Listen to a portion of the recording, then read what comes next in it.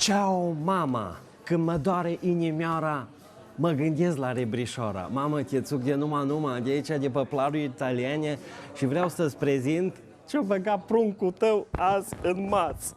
Cu ce m-am îndopat, Că poate ți se pare că e nuntă, că e botez ce vezi aici. Nu-i, asta o păpat copilul tău. Îți place ce am păpat? Îți place? Să spui.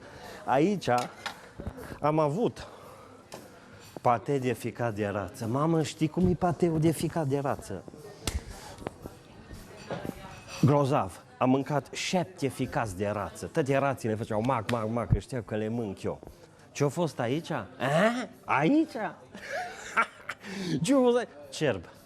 Azi dimineață încă se mai împerechea cu o căprioră când a venit cerbul ăsta. Frage, bun. Mamă, am uitat de bundașchener, am uitat de pită cu slăină și ceapă, am uitat de muz de pere, am uitat de ciorba de picioși pe care mi-o dădeai zilnic. Aici ce-a fost? Aici? Ce-a fost aici? Aud? Ce-a fost? Brânză camembert.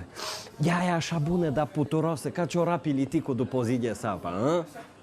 Și-am și băut, știu, nu-ți place când beau. Am băut un vin de la 1724, când nu era Rebrișoara pe hartă. Și când mă apucă inimioara, mă gândesc la Rebrișoara, să știi.